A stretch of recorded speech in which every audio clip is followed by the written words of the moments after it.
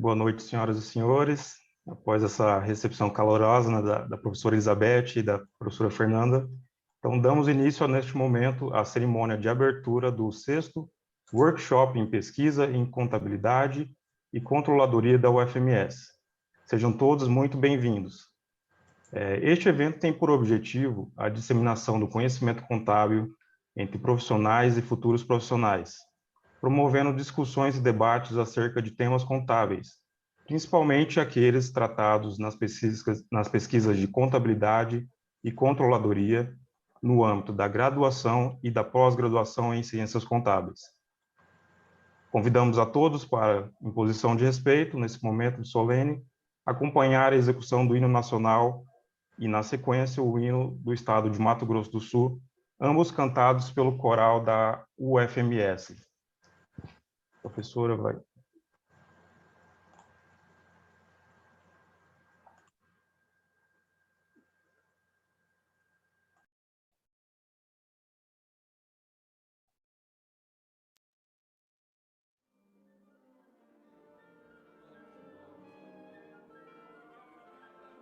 O pessoal tá on. Tá ok, Marcelo. Tá ok?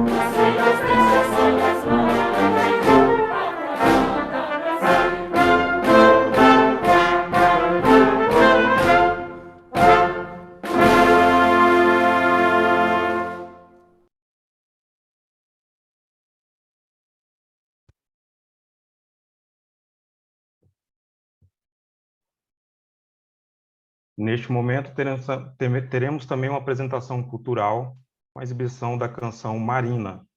A gravação é de autoria do projeto Circulação Escola de Música da UFMS, gentilmente indicada pelo pró-reitor Marcelo Fernandes e pela professora Ana Lúcia Fernandes. A canção Marina é uma canção de Dorival Caymmi, escrita em 1958 e lançado no álbum Caymmi, Dorival Barroso, um interpreta o outro. Nesse arranjo a capela, ou seja, sem nenhum instrumento musical, a professora doutora Ana Lúcia Gaborim, regente do coro feminino da UFMS, buscou a delicadeza de vozes femininas para recriar a harmonia dessa canção. A interpretação é do trio vocal Trino, grupo sul-mato-grossense, recentemente formado pelas experientes cantoras Maria Cláudia Mendes, Carolina Munhoz, ambas egressas do curso de música da UFMS, e da soprano Luciana Fischer. Vamos, então, à apresentação.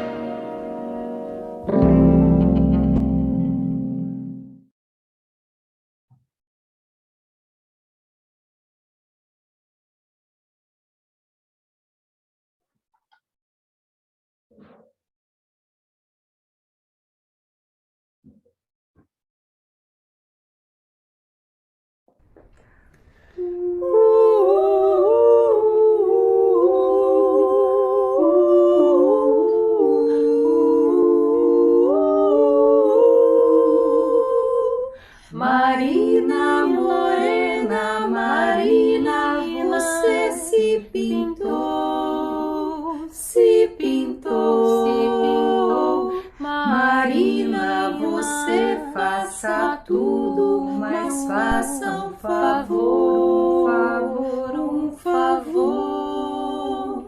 Não pinte esse rosto que eu gosto e que é só meu, Marina, Marina, você já é bonita com que Deus lhe deu. Me aborreci, me zanguei, já não posso falar, já não falar, não falar. Ainda não sei perdoar. Eu já desculpei tanta coisa, você não arranjava outra igual. Desculpe, morena, Marina, mas eu estou de mal. Desculpe, morena, Marina, mas eu estou de mal. De mal com você, Marina, morena. De mal com você, Marina, morena. De mal com você, Marina, morena. De mal com você.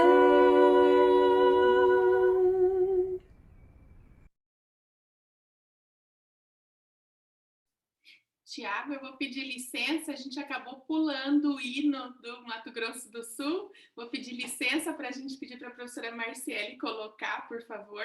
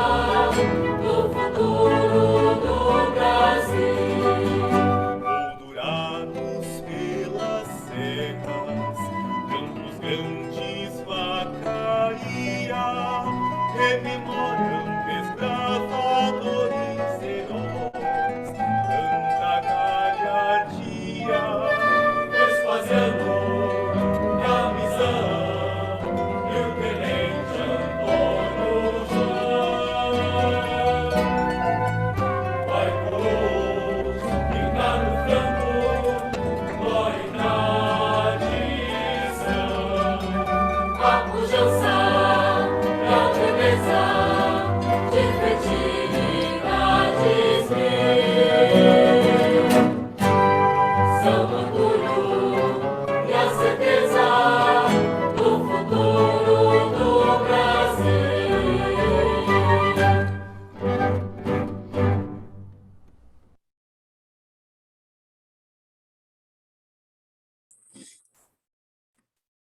Agora, em continuidade à solenidade de abertura, nesse momento anunciamos a composição da mesa virtual às seguintes autoridades: a senhorita Fernanda Krausberg e a senhorita Marciele Anzilago, ambas professoras da ESAM e coordenadoras deste evento. Obrigado, professoras. O senhor José Carlos de Jesus Lopes, diretor da Escola de Administração e Negócios da UFMS. Obrigado, professor. O senhor José Luiz Sanches Arévalo, professor da ESAM e coordenador do curso de pós-graduação em Ciências Contábeis. A senhorita Elizabeth de Oliveira Vendramin, professora da ESAM e coordenadora do curso de graduação em Ciências Contábeis, ESAM UFMS.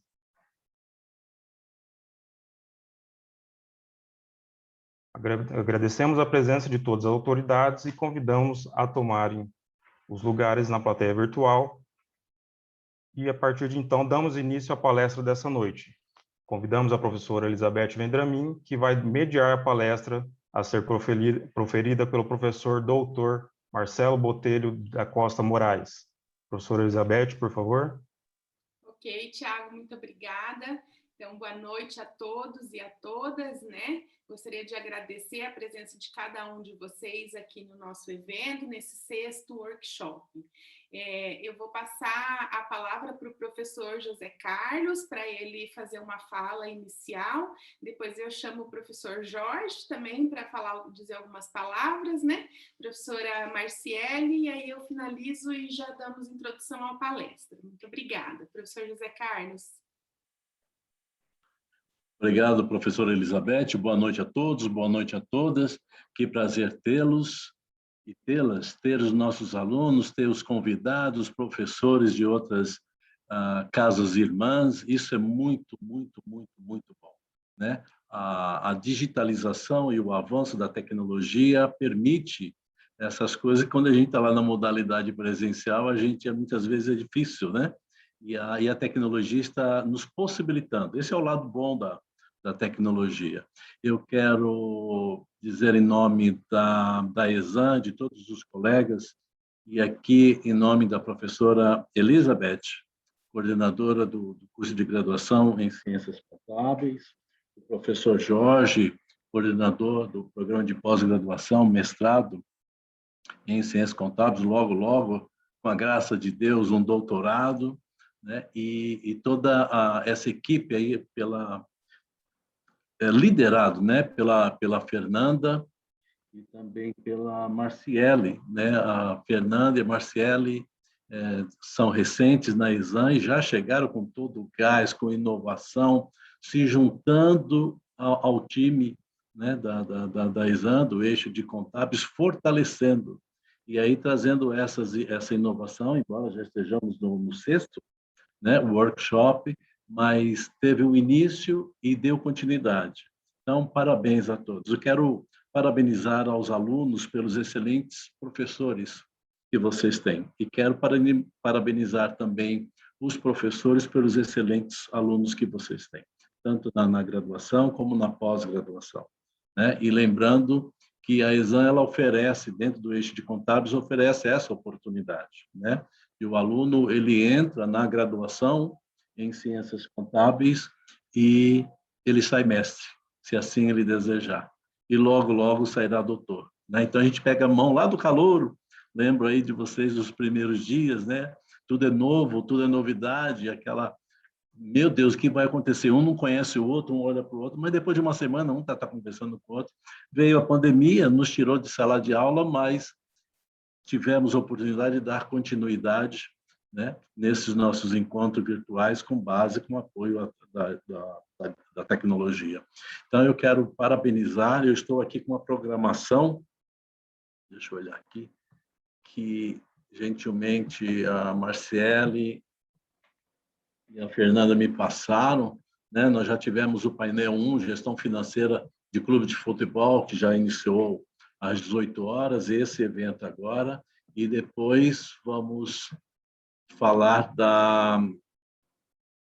de mais desafios da contabilidade, isso na sexta-feira, na quinta-feira teremos vários painéis, então parabéns aí pela programação, parabéns pela organização, e vamos aproveitar esse momento. Tá? Parabéns a todos, muito obrigado. Obrigada, professor José Carlos. Vou passar a palavra para o professor Jorge Luiz, nosso coordenador, atual coordenador do nosso curso de mestrado. Boa noite a todos os participantes. Quero agradecer, em primeiro lugar, a presença do diretor, o professor José Carlos, e também dos alunos de todas as partes que aparecem aqui, né, para nós, algo grato, gratificante. Então, boa noite a todos, colegas professores também e público externo, né? Estes dias serão especiais, né, para o curso de contabilidade, sendo que, pela sexta vez, está realizando o workshop do curso, algo que é relevante, né, para um curso com 7 anos de existência. Um evento que conta com a ajuda tanto de docentes e alunos envolvidos na ideia de fortalecer ainda mais a troca de conhecimento no universo da contabilidade. E a ideia é que este evento se torne algo constante, né, permanente todos os anos. É um bom momento para intercambiar conhecimentos, até porque o conhecimento é algo que não é estático, né? O conhecimento, a ciência está em constante evolução. Em face disso, o evento visa, né, fortalecer esse intercâmbio, interação, tanto de alunos de pós-graduação como de graduação, bem como também professores com alunos, né? Chegamos a esta sexta edição do nosso workshop, ainda em meio aos distúrbios, né, da pandemia causada pelo Covid-19, que, por um lado, nos perturba, mas também nos perturba, nos impõe o luto, né, tantas restrições, e, por outro lado, também nos desafia, né? Desafia ainda mais a usar nossas capacidades, conhecimento e a energia para promover o deslocamento da ciência contábil, avançando suas fronteiras, nas pesquisas e quizás também impactando, né, nos setores econômicos do Estado, gerando, obviamente, a ideia é isso, né, gerando resultados que possam ser aplicáveis dentro da área. Nesse sentido, mais uma vez, o evento já inscrito, né, tenta fortalecer ainda mais a nossa trajetória, né, porque não, fazendo um parênteses, tirando um pouco o lado negativo da pandemia, a gente poder celebrar o trabalho, a resiliência e o esforço de todos que fazemos ciência, né, pesquisa, e, sobretudo, amigos que a gente faz dentro da sala de aula e também do grupo de pesquisa, mesmo que a gente está, neste momento, em um mundo virtual. Sem mais, eu deixo minha mensagem de experiência para os alunos. Aproveitem ao máximo as palestras, a participação como ouvintes ou avaliadores dos TCCs, já que isso vai servir de aprendizado para enriquecer seus conhecimentos, né, e ter experiência para futuras participações, conforme forem se inserindo no universo da academia. Então, muito obrigado, viu, professora Elizabeth, pela fala, né? Obrigado, professor. Obrigada, professor Jorge, agradecer a sua fala e agradecer também a sua parceria no evento, né? O curso de mestrado nos deu todo o suporte em seu nome, então muito obrigada por essa parceria, né? Eu vou fazer uma fala agora em nome da coordenação do nosso curso de graduação de Ciências Contábeis, né? Então, eu quero dizer, enquanto atual coordenadora, que é com muito orgulho e com muita emoção que nós estamos aqui hoje dando início a esse 6º workshop de pesquisa dos cursos de Ciências Contábeis da ESAM UFMS, né? Ontem nós estávamos numa reunião do grupo de trabalho, nessa reunião de véspera do evento, que são os últimos detalhes que precisam ser ajustados, e foi uma reunião muito gostosa, né? A gente trabalhou bastante, mas também tivemos um espaço para conversar um pouco, né? E eu quero pedir permissão para o professor Emanuel para trazer aqui agora uma das falas dele, né? Então, o professor Emanuel estava resgatando o histórico do nosso curso aqui na ESAM, né? Então, em 2014, deu início o nosso curso de graduação em Ciências Contábeis na ESAM, né? Então, é um curso muito recente, nós estamos em 2021, então, uma vida útil ali muito curta ainda, né? Somos um bebê, estamos engatinhando, ajustando, né? Tivemos esse ano aí a entrada de uma nova grade, do novo projeto pedagógico do curso, né? Então, estamos nos ajustando para ter um melhor ensino com excelência, né? Que é uma universidade federal, ela, eu diria até que ela tem a obrigação de oferecer, né? Então, estamos caminhando para isso.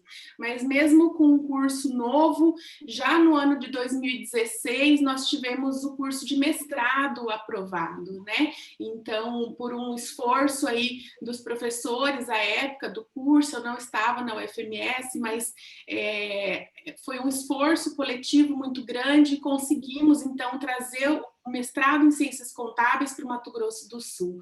E essa não foi uma vitória da ESAM, não foi uma vitória das Ciências Contábeis, foi uma vitória do Estado, né? Quando você olha no mapa ali, a região para o lado de cá estava sempre capenga. Eu mesmo, né, professora Emanuel, professora Márcia, professora Marciele, nós tivemos que nos mudar do Estado para poder, então, complementar a nossa formação, né, para fazer o mestrado e o doutorado, porque o Estado não oferecia, não existia nada muito próximo para a gente realizar. Então, quando o professor Emanuel, a professora Márcia, os demais professores da casa que conseguiram aprovar o APCN do mestrado, então, ter a primeira turma autorizada no ano de 2016, foi uma vitória coletiva, né, e é algo assim que eu, enquanto sul mato-grossense de nascença, né, tudo bem meio paraguaio, mas estamos ali na divisa, né, é uma vitória muito grande, né, a gente se sente assim, lisonjeado por ter essa oportunidade. Então, quando o nosso diretor falou agora, né, que o aluno entra na graduação e é possível sair mestrando, eu não tive essa oportunidade, então, graças a Deus, os nossos alunos hoje têm, né, e oxalá que a gente consiga aí o doutorado em breve, porque isso facilita muito a vida de quem busca essa área acadêmica dentro das ciências contábeis, né? Então, a gente fala do 6º evento seguido, consecutivo, desde o primeiro, nunca falhamos um ano, né? E de um curso tão novo, né? Então, quem está fazendo as contas aí, o curso é um bebezinho, mas o nosso evento já está na 6ª edição, né? Então, muito obrigada pela presença de todos aqui, né? Eu quero, em nome da professora Denise, que é lá de Santa Catarina, que me honra muito ter a presença dela aqui hoje, né? Em nome dela, eu quero agradecer a presença, a inscrição, o interesse no evento de todos vocês que estão aí do Brasil inteiro e até do exterior, né? O Bruno estava aí agora há pouco, me dando oi, falamos um pouquinho em espanhol, né? Então, eu quero agradecer demais, né? Para nós é uma honra, a gente que está aqui no interior do interior, né, pertinho do Pantanal ali, o pessoal nem lembra direito da nossa existência, então ver a casa cheia aqui é assim motivo de muita honra mesmo, né, e de uma compensação pelo trabalho que foi feito. E aqui eu não tomo o trabalho para mim, quem fez o trabalho foi a professora Fernanda e a professora Marciele, né? Então, eu quero parabenizá-las por toda essa organização, pela programação, por todos os sims que elas receberam, né, nos convites aí. Aqui, eu já vi o professor Botelho tá aqui, né? Então, é uma honra, assim, professor Botelho, vocês me desculpem, o professor foi meu professor, né? Com muita honra, eu digo que eu fui aluna dele na pós-graduação, foi um dos presentes que eu tive na pós-graduação, então muito obrigada, professor Botelho, pelo seu sim, né, por estar aqui conosco hoje, compartilhando desse momento, né. Quero agradecer a presença do diretor aqui, dos demais professores da casa também, né, cada um do seu jeito nos apoiou e por isso conseguimos chegar aqui hoje, né, e construindo essa história aos trancos e barrancos, mas construindo uma história muito bem feita, muito sólida, né, e com frutos. Hoje em dia a gente consegue ver os frutos já que são os nossos egressos, né, então o sucesso de um professor, de um curso de ensino superior, ele está nos seus egressos, né? Então, a gente vê os nossos egressos, né, Natália? Natália está sorrindo ali, Natália é uma das primeiras mestres do programa, né? O Léo e o Rian vão ser em breve ali, então, ver o rostinho de vocês aqui e saber que estamos, a UFMS, né, consegue contribuir de alguma forma na vida de vocês, assim, para essa professora Babona aqui é um motivo de muito orgulho, viu? Então, fico muito feliz de poder estar aqui essa noite falando em nome da coordenação do curso. Tá? Então, eu vou parar de falar, porque vocês não vieram aqui para me ouvir, né? Então, agradecer demais a presença de todos. Não poderia deixar de passar em branco o Sandro aqui, né? Que a gente estava falando do Sandro antes, acho que ele não estava na sala ainda. Então, Sandro, obrigada por estar aqui, obrigada pela divulgação, viu? Conta sempre com a gente. Eu vou passar a palavra para a professora Marciele, enquanto coordenadora do evento. Isso, Marciele está ali. Então, ela faz a fala dela e depois eu volto para apresentar, então, o nosso palestrante e vamos ouvir o que ele tem para nos contar na noite de hoje. Muito obrigada a todos e a todas. Boa noite a todos. Primeiramente, cumprimentar a mesa, né? Obrigada e a professora Fernanda. Foi uma grande honra para a gente poder elaborar esse evento, nós fizemos com o maior carinho para todos. Então, não vou me prolongar aqui na fala, né? Para o professor Botelho já aproveitar todo o tempo dele. Então, sejam muito bem-vindos ao 6º workshop de pesquisa em contabilidade e controle da ESAM, da UFMS, Campo Grande, e que vocês aproveitem muito.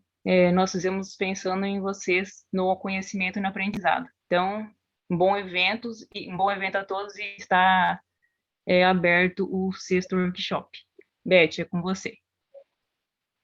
Obrigada, professora Marciele. Então, vamos lá, dar início aos nossos trabalhos aqui, né? Deixar as nossas cerimônias formais de lado. Eu vou fazer uma última prática formal aqui, depois, pelo que eu conheço do professor Botelho, a gente pode ficar mais à vontade e ter um papo aqui, uma conversa bacana, né? Então, eu vou tentar, assim, resumir ao máximo o currículo do professor Botelho, né? Que pasmem vocês, se vocês forem procurar algum artigo dele, vocês não vão encontrar como Botelho, vocês vão encontrar como Moraes, né? Então, é o professor Marcelo Botelho da Costa Moraes, ele é bacharel em Ciências Contábeis, mestre em Engenharia da Produção, doutor em Ciências na área de Economia, Organizações e Gestão do Conhecimento, pós-doutor pelo MIT na área de Contabilidade Financeira. Atualmente, ele é professor na FEA de Ribeirão Preto, USP, e está coordenador dos cursos de mestrado e doutorado em Controladoria e Contabilidade. Como se não fosse pouco tudo isso, ele está diretor administrativo e financeiro da Ampiconte, né? Então, quem está precisando aí de alguma coisa financeira da Ampiconte, está aqui o cara. E o professor Marcelo Botelho, ele é membro do grupo de pesquisa em Conte USP, né? Então, professor Botelho, eu gostaria, assim, imensamente de agradecer, não tenho palavras pela sua presença aqui hoje, tenho certeza que o assunto que você vem trazer é muito atual, muito necessário, e mais ainda, né? Eu queria só fazer um link aqui com o nosso curso de graduação. Eu contei que a gente teve uma mudança de grade, né? E nessa mudança de grade aí, a gente tentou introduzir algumas disciplinas bastante ligadas ao que você vem falar, né? Então, no workshop do ano passado, a professora Márcia nos falou sobre a contabilidade 4.0 e foi a partir dela que a gente introduziu aos alunos essa ideia dessa nova grade que teríamos, né? E agora vem você e vem falar assim mais na prática, vem realmente mostrar como é esse mercado de trabalho, até como uma forma de motivar os alunos, porque eles vão ter que encarar as disciplinas, né? O professor Jorge tem aí uma dessas disciplinas, os alunos assustam um pouquinho no começo, mas eu queria, professor Botelho, que a sua fala servisse de alento para os nossos alunos, de que o caminho não é fácil, mas que a recompensa vem, né? Então, eu quero agradecer a sua presença, dizer que você fique à vontade. A gente, aqui para nós, são 8h10, né, da noite.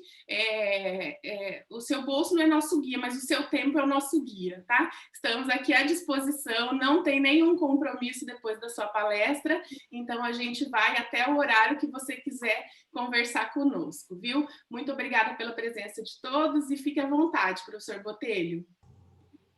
Obrigado por uma introdução tão carinhosa e por um convite que assim, não tinha nem como recusar, acho que é um prazer enorme. Tenho um carinho muito grande pela Exam e pelo curso de contábeis aí, por ter tantos amigos e amigas no corpo docente. Eu acho que não... conheço a ampla maioria, tive a oportunidade de trabalhar junto, então, olha, sinceramente, eu não vou nem citar nomes, senão eu vou ficar meia hora aqui falando o nome do departamento todo, de todos os professores, mas eu tenho só a agradecer, e agradecer o convite aí de toda a equipe que está desenvolvendo, e na qual aí também agradeço a participação de todos. Tem uma coisa que eu acho que eu nunca falei para todos esses amigos que eu tenho aí em Campo Grande, porque eu tenho um laço um pouco histórico com a cidade, apesar de não conhecer Campo Grande. Meu bisavô era de Campo Grande e meu avô chegou a morar aí. Eu não conheci meu avô, ele faleceu bem antes de eu nascer, mas ele chegou a morar aí, ele era médico e foi, acho, diretor do hospital, alguma coisa assim. Então, tem uma rua em Campo Grande com o nome do meu avô, e até preciso um dia ir em Campo Grande para conhecer. Eu acho que essa história acho que eu nunca contei, mas é um lugar que eu quero muito, quando eu tiver a oportunidade, ir visitar. E, obviamente, não tem nem como agradecer aí e parabenizar pelo esforço que eu tive a oportunidade de acompanhar vocês na construção do mestrado, e que não tenho dúvida que já está rendendo frutos e que amanhã depois vai virar um doutorado e vai ter essa continuidade, tá bom?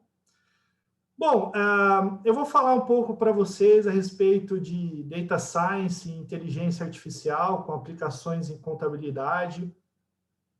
Acho que até a meia-noite a gente consegue terminar tudo, sem pressa, mas a qualquer momento, se vocês tiverem dúvida, tá? Fica à vontade para perguntar, para mandar no chat, a gente consegue acompanhar aqui e ver. E se eu, por acaso, aí, deixar passar alguma pergunta, por favor, fiquem à vontade para me interromper também, tá? Não vou passar meu currículo aqui, a Beth já falou super bem. O que eu gosto de começar com essa imagem, primeiro porque essa imagem é um meme, vocês vão ver que tem vários, eu gosto de colocar isso, a gente pode... Não é porque a gente está num ambiente acadêmico que tem toda, obviamente, uma formalidade que precisa ter, que a gente também não pode se divertir um pouco. E, particularmente, eu gosto desse meme não só pelo que ele representa, mas porque foi um dos primeiros a serem negociados como NFT, Non-Fungible Tokens, né? Que é uma tecnologia baseada em blockchain. Eu não vou falar de blockchain nessa apresentação, mas é um dos criptoativos que está mudando o mercado, que está mudando a maneira como a gente faz e reconhece contabilidade, né? Pensar que um meme que qualquer pessoa pode usar, mas que tem um dono registrado virtualmente como um criptoativo e que foi vendido, pasmem, por mais de 400 mil reais, né? Foram, acho que, 100 e poucos mil dólares, alguma coisa assim. É uma coisa para a gente pensar que o mundo está mudando mais rápido do que a gente gostaria e a contabilidade precisa estar pronta para isso. E, obviamente, tem uma série de outras nuances e detalhamentos sobre data science ou ciência de dados, sobre inteligência artificial, que eu não vou tratar aqui, porque é um mundo à parte e que podem aí ser aprofundados para quem quiser saber um pouco mais disso. Então, vou falar um pouco para vocês a respeito desses conceitos, né? Inteligência artificial, data science, big data, e vamos falar um pouco de como isso está impactando o futuro e as aplicações que a gente tem em contabilidade. Então, a primeira coisa que a gente precisa entender, e aí estou vendo muita gente conhecida participando, alguns vão ouvir ou ver alguns conteúdos repetidos, mas que é importante a gente estar sempre levando, é que tudo isso faz parte de um mundo que a gente chama de métodos ou modelos quantitativos. Se a gente voltar lá na história da humanidade, quando tinha o surgimento da filosofia, a filosofia ela trazia uma observação da realidade, em que eu deduzia como as coisas funcionavam e, a partir disso, formava os modelos teóricos, né, ou modelos analíticos. Então, Newton viu a maçã cair da árvore, né, alguém viu algum fenômeno da natureza, refletia sobre aquilo, como as coisas se relacionavam e chegava ao modelo. E, algum tempo depois, alguém ia lá, testava isso para verificar se realmente era daquela forma e acabava, então, comprovando ou refutando esse modelo. Mas o mundo evoluiu e com essa evolução que a gente vai falar, né, com uma questão mais tecnológica, com uma questão mais próxima, aí o Adriano está até comentando, eu concordo muito, a contabilidade está mais próxima dessa tecnologia, eu passo a ter aí não só a realidade, mas dados coletados a partir dessa realidade, que são exemplos, que são dados históricos, e eu passo a ter uma série de modelos que geram o que a gente chama de indução. Ou seja, eu não olho a realidade para teorizar como acontece, eu observo dados e extraio, a partir desses dados, comportamentos. Então, são os modelos quantitativos, são os modelos empíricos, que a gente chama, para poder analisar como as coisas funcionam. E essas coisas, elas não são antagônicas, elas são complementares, né? Os melhores modelos quantitativos, eles vão servir para identificar ou comprovar os modelos teóricos, assim como, muitas vezes, comportamentos são identificados primeiro de maneira indutiva e depois são criadas as teorias que possam explicá-los. Então, essa área de métodos quantitativos, que hoje a gente chama de ciência de dados, data science, inteligência artificial, na verdade, ela tem alguns paradigmas, né? Ela tem toda uma parte que vem da estatística, que você aprendeu lá, ou está aprendendo lá no começo da graduação, média, moda, né, regressão, que é o que a gente chama de estatística clássica. Tem alguns outros modelos que ainda são pouco utilizados na área de inferência bayesiana. Isso evolui para alguns modelos mais complexos, com aplicações em fenômenos econômicos, que é o que a gente chama de econometria. E tem toda uma outra área mais computacional, né, que é o que a gente vê aí da ciência da computação, que tem mais a ver com a inteligência artificial, ou um outro termo muito comum hoje em dia, que é o tal do machine learning, né, o aprendizado de máquina. Então, vocês vejam que tudo isso bebe lá na mesma fonte da estatística, né? Então, hoje o pessoal vende isso com nomes mais bonitos, como inteligência artificial, ciência de dados, machine learning, mas, na verdade, são coisas que vêm da sua origem na estatística. Claro que quando eu vou para modelos mais estatísticos ou econométricos, eu tenho a possibilidade de estudar um pouco mais a relação causal, quem causa quem, como que se relaciona, né? Eu consigo ver mais claramente o impacto de cada variável no meu modelo, enquanto que os modelos computacionais, eles acabam sendo acertando mais, tendo uma previsibilidade maior, mas eles são o que a gente chama de caixa preta, né? Eu não sei muito bem como as coisas funcionam ali dentro, eu não consigo ter um peso de uma variável para poder analisar. Então, eles tendem a acertar mais, mas serem mais difíceis de explicar o porquê que acontecem dessa maneira. E por isso a pesquisa ainda está muito voltada à questão estatística e econométrica, porque a pesquisa ela quer explicar o relacionamento das coisas, mas a prática acaba avançando mais nos modelos computacionais. E a gente vai falar um pouco de cada um deles e ver como que eles funcionam, né? Então, sejam bem-vindos aí ao lado sombrio da ciência, que é a ciência de dados, né?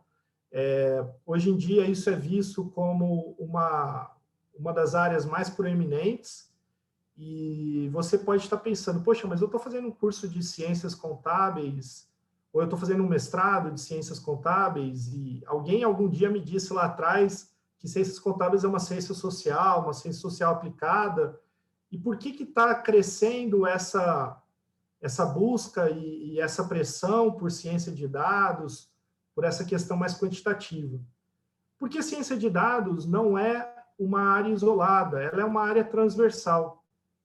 Então, você consegue ver hoje aplicações de ciência de dados em todas as grandes áreas do conhecimento, não só nas ciências exatas, mas nas humanas e nas biológicas. Então, a ciência de dados está sendo utilizada na biologia, na medicina, na psicologia, está sendo utilizada no direito, está sendo utilizada na contabilidade, na administração, em todas as áreas, né?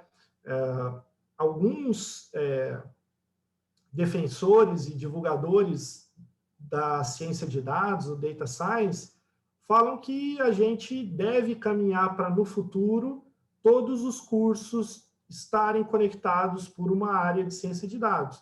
Então, isso já vinha um pouco na contabilidade, com os cursos tradicionalmente tendo conhecimentos aí de estatística e econometria, e a tendência é que isso evolua aí para essas áreas.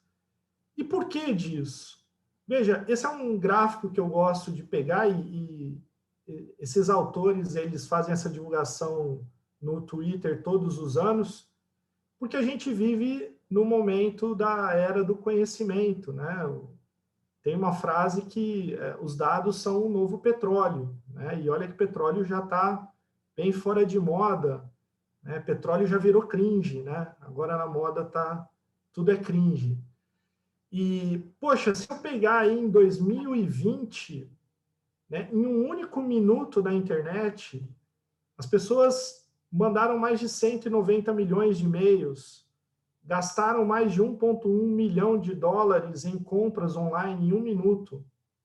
Mais de 764 mil horas de Netflix foram assistidas. Ou seja, se eu pegar todo mundo que estava assistindo Netflix em um minuto e dividir por 60 para achar o número de horas, eu tenho mais de 764 mil horas, né? Mais de 400 mil aplicativos com download.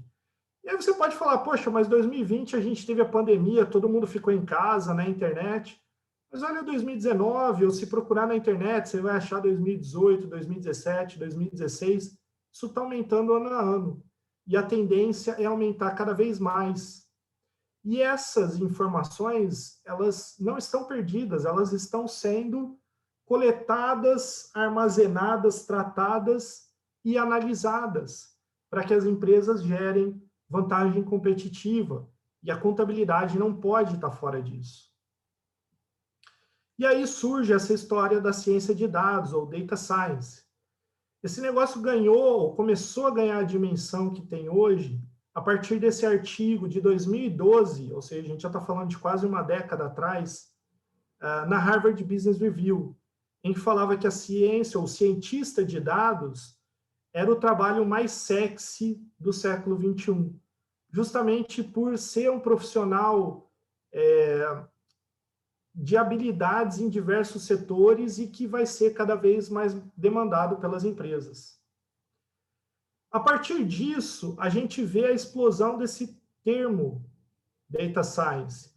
Essa é uma ferramenta do Google, chamada Google Trends. Você consegue colocar qualquer termo de pesquisa e ele vai te mostrar, a partir de 2004, que é quando começou o Google Trends, o nível de procura a respeito daquele assunto. E aí eu coloquei em azul Data Science, né, ciência de dados, e em vermelho Data Scientist, cientista de dados.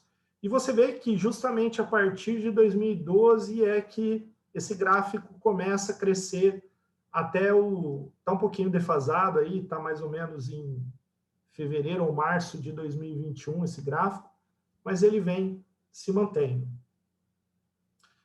Por outro lado, a gente falou que muitos desses conhecimentos advêm da estatística, né? Então, a estatística já está aí há muito mais tempo e continua sendo o termo mais procurado, né? Então, se a gente procurar por estatística, você vê que fica muito menor.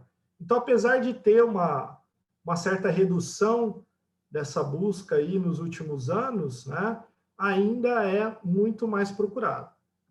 É claro que, para manter uma perspectiva, eu trouxe o Justin Bieber aí nessa pesquisa. Né? Então, você vê que o Justin Bieber estourou a partir de 2010.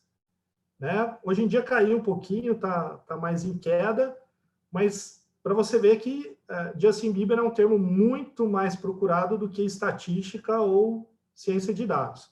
Né? Então, a gente ainda tem... ainda somos um grupo pequeno que conhece esses termos e que sabe para que eles servem. Isso vem crescendo, mas a gente precisa saber manter a perspectiva. Mas, afinal, né, o que é essa ciência de dados? A ciência de dados é uma junção de 3 conhecimentos. Né? Então, eu tenho aí, aproveitando o diagrama de Venn, né, para quem gosta de estatística, eu tenho um conhecimento em matemática e estatística, que é essa bolinha verde, um conhecimento em ciência da computação, a bolinha vermelha, e um conhecimento, um domínio a respeito de negócios, business, o que inclui a contabilidade. A ciência de dados é a junção dessas 3 coisas. Né? Quando a gente junta somente matemática e estatística com computação, a gente tem o que a gente chama de machine learning, o aprendizado de máquina. Ou, quando eu junto a ciência da computação com negócios, eu tenho o desenvolvimento de softwares. E, quando eu junto matemática e estatística com o conhecimento de negócio, eu tenho o que a gente chama de pesquisa tradicional, que a gente está acostumado a ver, né, mais estatística, econométrica. Então, a ciência de dados vai ser a junção dessas 3 coisas. Um conhecimento de matemática e principalmente de estatística, aliado a um ferramental computacional, porém com um profundo conhecimento de negócios. E aí vem a questão que o pessoal muitas vezes me pergunta: poxa, mas então você quer transformar a contabilidade num curso de computação? Não. Eu quero que vocês tenham conhecimentos mínimos de matemática, estatística e computação. Por quê? Porque as grandes empresas, e isso vai em breve fazer parte das médias e depois das pequenas empresas, elas estão formando as suas equipes da área de ciência de dados.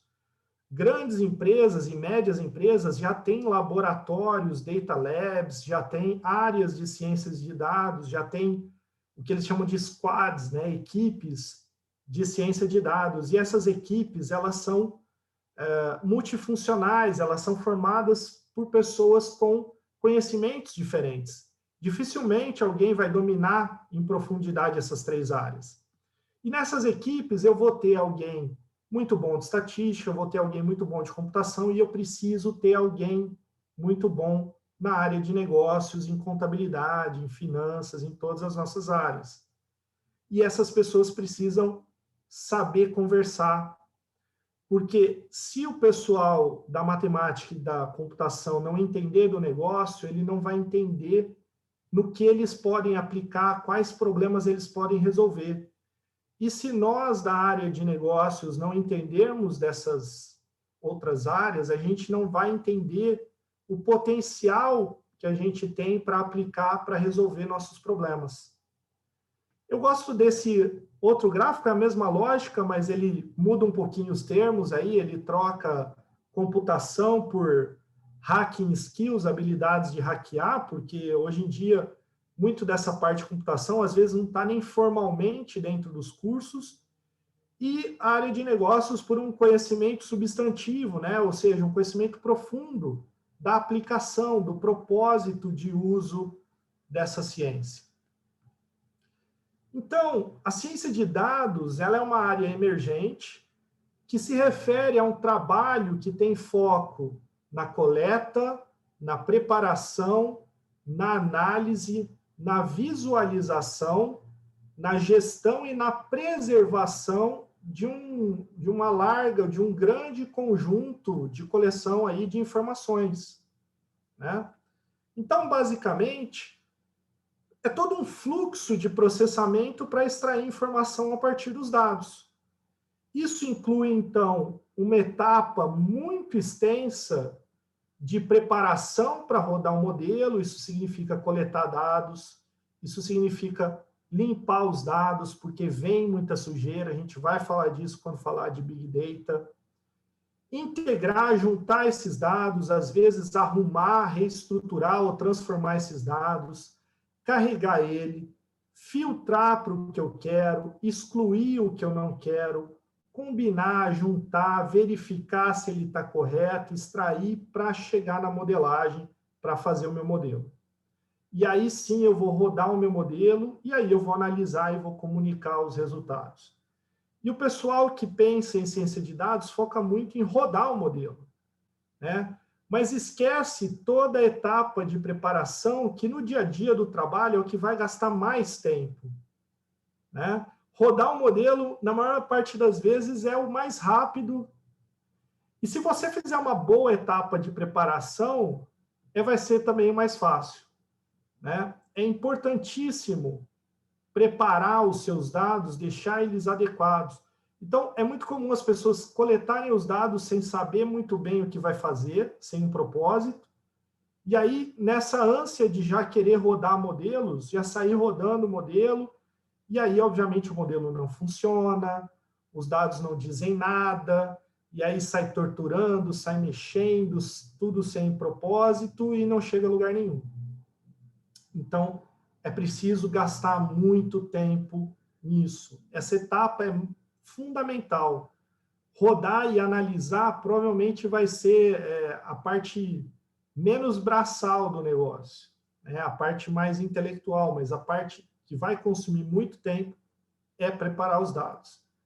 Então, eu gosto muito dessa frase. Tem diversas variações dela com relação à quantidade de horas e proporção, mas a lógica é o que importa, né? Do Abraham Lincoln. Se eu tivesse 9 horas para cortar uma árvore, eu passaria 6 horas afiando o meu machado. E aí, pensar em trabalhar em dados é gastar tempo afiando o seu machado. Quanto mais tempo vocês gastarem preparando os seus dados, estudando o modelo teórico, os modelos que você vai usar, para entender o que você vai juntar com o que, como você vai analisar, menos machadada você vai precisar dar nos seus dados para chegar numa boa análise e num bom resultado, tá? Então, eu não sei se a frase que ele disse é exatamente essa, mas com certeza essa espelha aí o objetivo do que a gente tem.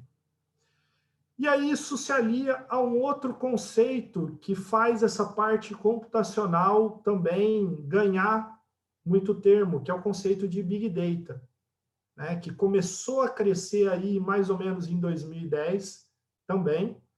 Eu não coloquei no gráfico, mas não chega a bater o Justin Bieber, mas é um conceito que cresceu bastante, né? E o que é esse tal de Big Data, né? Porque você olha o nome, beleza, Big é grande, Data são dados. O que quer dizer, então? São grandes dados? Veja, tem alguma variação, mas eu gosto desse modelo, que é o modelo dos 4 Vs. O primeiro conceito de Big Data é volume. O volume de dados, a escala de volume de dados cresceu infinitamente. Vide aquele gráfico que eu mostrei para vocês do que acontece em 1 minuto na internet. Mas não é só o volume que cresceu, a variedade de formas dos dados também cresceu. Né? Hoje em dia, os dados não são mais só dados numéricos, como a gente está acostumado. Eles são dados textuais, eles são dados de imagem, eles são dados de vídeo, eles são dados de relacionamento, redes de conexão, eles são dados de áudio, eles são dados de georreferenciamento, eles são dados que estão na nuvem, eles são infinitas formas de dados que eu vou precisar tratar e analisar de maneira conjunta, né? Então, essa variedade de dados é uma complexidade grande. Não dá mais para falar que eu vou analisar o balanço patrimonial de uma empresa que tem lá as suas 10 páginas, as demonstrações, e vou deixar de fora 60 páginas de notas explicativas, porque elas estão em texto, né? Não dá para deixar de analisar a divulgação que uma empresa faz numa earnings call, né? Aquelas calls, conferências de divulgação de lucro. Tem pesquisa que eles já usaram sabe aquela máquina da verdade que detecta estresse na voz para ver se a pessoa está mentindo ou não? Eles já aplicaram isso na hora que o CFO estava divulgando lucro, para ver se ele realmente estava estressado, tinha algum indício de alguma informação ali não confiável. E conseguiram provar que realmente existe um certo nível de estresse na voz, porque ele tem conhecimento se aquilo que ele está falando é verdade ou não. Gente, o mundo tem infinitas possibilidades a hora que você começa a pensar no que pode ser feito. E tudo isso está aí, está disponível, né? A velocidade, né? A velocidade da análise desse fluxo de dados precisa ser cada vez maior. A gente vai ver alguns exemplos, mas eu preciso tomar decisões com velocidade cada vez maior. E, por fim, a veracidade. Existe uma incerteza muito grande a respeito dos dados, né? Eu costumo brincar que, quando eu era aluno, a gente ia estudar e o conhecimento ele estava num lugar muito bem delimitado. Era a biblioteca. A gente ia na biblioteca, procurava nos livros. Em geral, tinha lá uma enciclopédia, que tinha a primeira unidade dela lá, era como se fosse um grande guia falando o que estava onde, e eu sabia que o conhecimento estava ali, né? Aquele conhecimento estava correto, a dificuldade era acessar o conhecimento, né? E isso vem lá dos anos 1000, quando surgiram as primeiras universidades em que livros eram copiados à mão. Então, você ia para a universidade, ouvia o professor ler o livro e falar o conhecimento, porque o conhecimento estava centrado ali, né? Essa tradição é mantida até hoje na maneira que os americanos e os ingleses chamam os professores de lecturer, né? O leitor. Hoje o mundo mudou. Qualquer um de vocês aqui, se eu perguntar alguma coisa que vocês não sabem, vai no Google procurar. Então, o problema não é mais aonde está a informação. O problema é saber qual informação é verdadeira. Porque a hora que eu procuro um termo no Google, sai de tudo. Coisa boa, coisa ruim, coisa errada. Então, hoje em dia, eu não preciso mais ensinar os meus alunos aonde procurar. Eles já sabem melhor do que eu onde procurar. Eu preciso ensinar eles como filtrar a informação correta da informação não correta. E Big Data tem muito esse problema. Se eu não souber filtrar o que é verdadeiro do que não é, eu corro um seríssimo risco de tomar decisões erradas. Então, eu preciso usar a inteligência artificial, a ciência de dados ao meu favor. E isso nos traz ao futuro da contabilidade, que pode ser um futuro meio Black Mirror, para quem já assistiu essa série, né? Tem sempre aquele futuro meio distópico, o que vai acontecer, a gente não imagina. E o futuro da contabilidade é a tecnologia, né? Por um lado, automatiza o trabalho, por outro lado, mata todo mundo, né? Então, a gente precisa achar um meio termo aí, né? Até porque, se for para matar todo mundo, né, ou pode acabar com o trabalho de todo mundo, que para a gente que é da contabilidade também é quase uma morte, né? Então, a gente vai voltar a falar um pouquinho disso, como que mata todo mundo, tem até a segunda versão disso aí. E aqui tem alguns exemplos de como que isso funciona, né? Esse aqui é um exemplo que eu gosto sempre de trazer. Esse exemplo é do Huffington Post, e ele foi chamado de The Hathaway Effect. Foi feita uma brincadeira, você deve ver aí duas pessoas, né? Um senhor de cabelo branco, apesar do corpo não ser de um senhor, é uma montagem, que para quem conhece no mercado financeiro, está escrito ali em cima, é o Warren Buffett, né? Deve estar entre o sexto ou sétimo homem mais rico do mundo, e do lado dele aquela famosa atriz premiada Anne Hathaway, né? E qual a relação entre eles, né? A relação entre eles foi chamada de Hathaway Effect, né? O efeito Hathaway. Porque o Warren Buffett, a empresa dele é um fundo de investimento chamado Berkshire Hathaway. E a Berkshire Hathaway investe em outras empresas, né? Então ele investe aí saiu até a notícia essa semana que ele investiu no Nubank, ele investe em outras empresas. E vejam só, o The Huffington Post, que é um periódico aí, um jornal, uma revista americana, ele identificou isso em 2010, a partir dessas variações. Em 2008, no dia 3 de outubro, a Anne Hathaway saiu um filme novo dela, que é Rachel Getting Married. E a Berkshire Hathaway, que é esse ticker, esse código BRKA, subiu 0,44%. Em 2009, foi lançado o filme Bride Wars, né? Em português acho que é Guerra das Noivas. E a Berkshire Hathaway, esse foi um filme maior, no mesmo dia subiu 2,61%. Em fevereiro de 2010, né, foi um filme aí do Dia dos Namorados, e a Berkshire Hathaway subiu 1%. Em março de 2010, a Anne Hathaway saiu no filme Alice no País das Maravilhas e subiu mais 0,74%. Depois teve Amor e Outras Drogas, e no final de 2010 ela foi anunciada como co-host do Oscar e saiu, a Berkshire Hathaway subiu nesse dia 0,25%. E o que eles identificaram?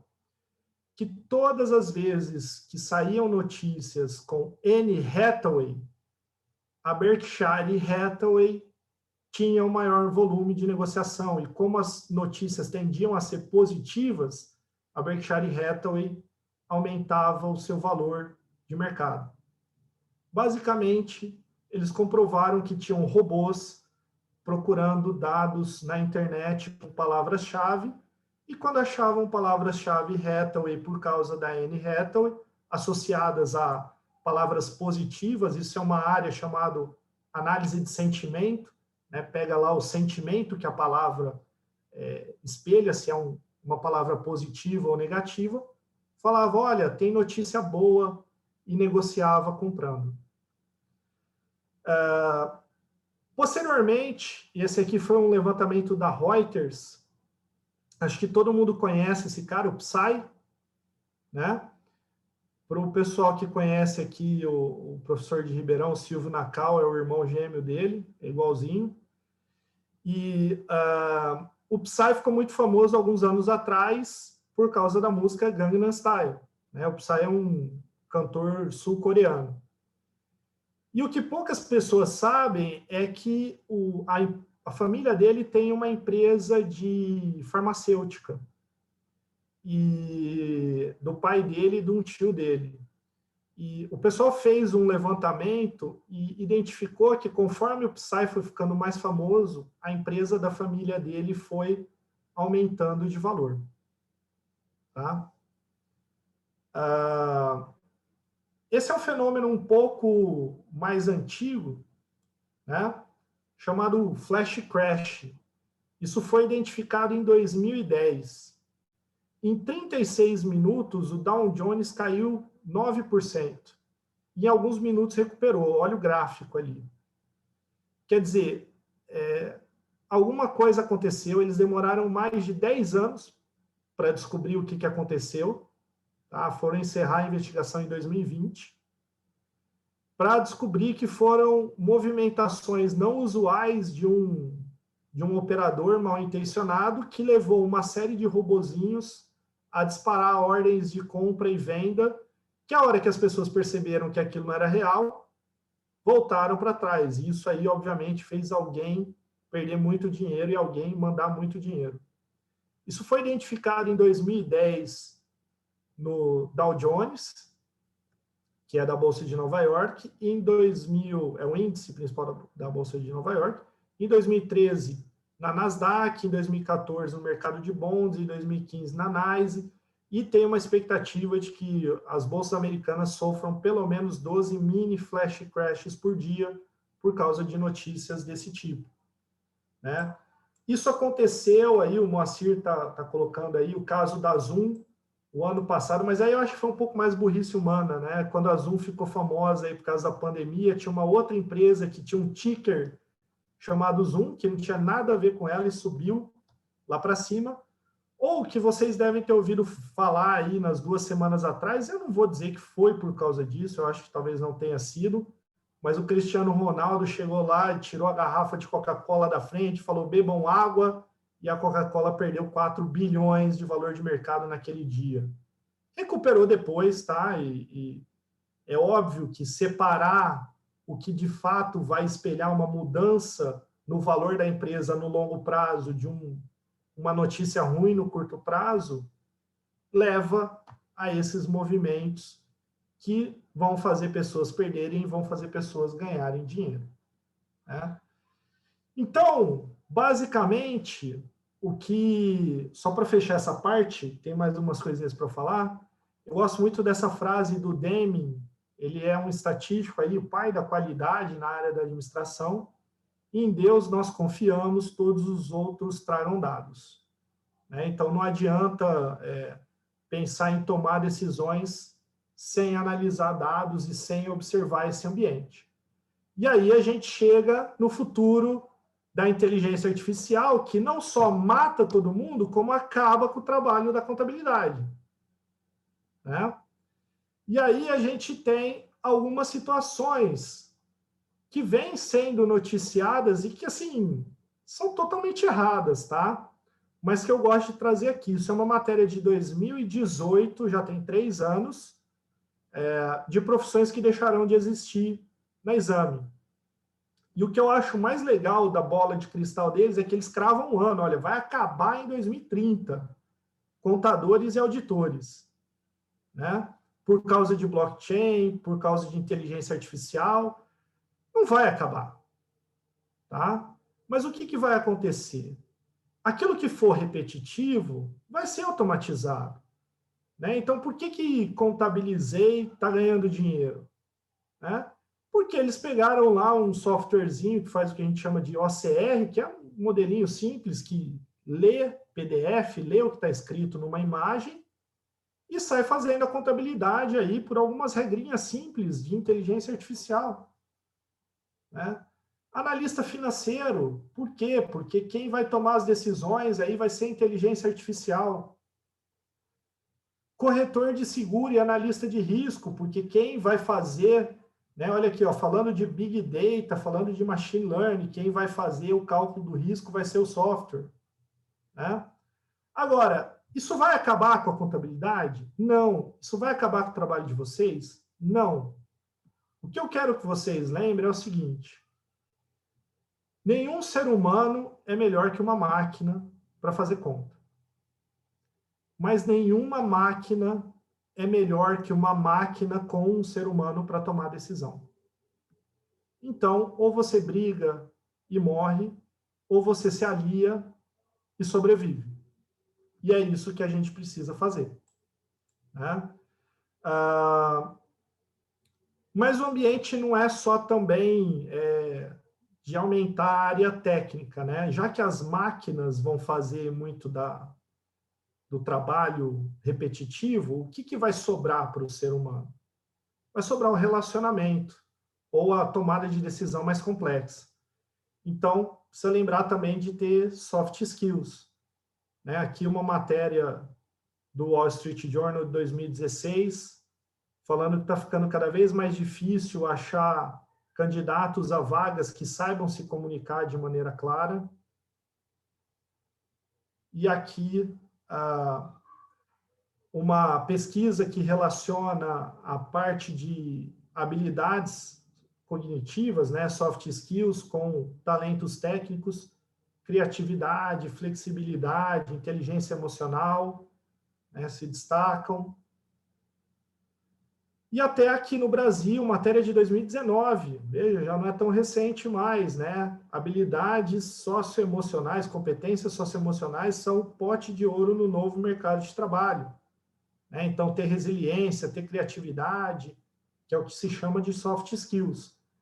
Então, ao mesmo tempo que eu venho aqui para vocês e falo, olha, vocês precisam melhorar os seus conhecimentos em tecnologia, vocês também precisam melhorar os seus conhecimentos em relacionamento humano, porque a boa parte do que a tecnologia não fizer e vai sobrar para a gente vai ser relacionamento humano. Tá? O Luiz está falando aí que ele está na turma aí da primeira turma da Exam, ó que bacana, e depois está fazendo agora informática para negócios na FATEC. Fantástico isso, Luiz. Assim, todo mundo precisa fazer isso? Não, mas com certeza todo mundo precisa saber conversar. Né? Claro que quem tem aptidão, quer ir por esse caminho, vai ter um mercado de trabalho maravilhoso daqui para frente. Né? Mas aí a gente chega em o que eu uso isso em contabilidade? Né? O que eu uso data science? O que eu uso inteligência artificial em contabilidade? Né? Primeira coisa, você vai usar para reconhecer padrões. Então, eu preciso classificar uma empresa boa pagadora de uma empresa má pagadora para oferecer crédito, ou de uma pessoa física bom pagador e mau pagador. Eu preciso classificar uma empresa que vai falir de uma empresa que não vai falir. Eu preciso classificar um monte de coisas no dia a dia. Fazer previsão, prever quanto eu vou ter de receita, quanto eu vou ter de custo, quanto eu vou ter de lucro, todo tipo de previsão. Agrupamento, né? Formar cluster, juntar quem é parecido. Então, poder analisar o mercado, poder analisar empresas, poder analisar pessoas, usar esse tipo de modelo para agrupar e ver como eles se comportam. Simulação é um mundo fantástico. Né? Vamos simular as coisas. Eu acho legal que a gente aprende matemática financeira, depois aprende análise de viabilidade de projeto de investimento, né? Aprende TIR, taxa interna de retorno, aprende VPL, valor presente líquido. Aí o cara vai lá e fala assim, olha, eu calculei o VPL do negócio e o seu negócio tem um valor presente líquido de R$ 1.438.234,28. Eu te garanto que o negócio dele vai ter qualquer valor presente líquido na prática, menos esse. A chance dele acertar esse valor exato na mosca, assim, é a mesma chance eu em cima de um navio com os olhos vendados acertar um tiro num passarinho. Nenhuma.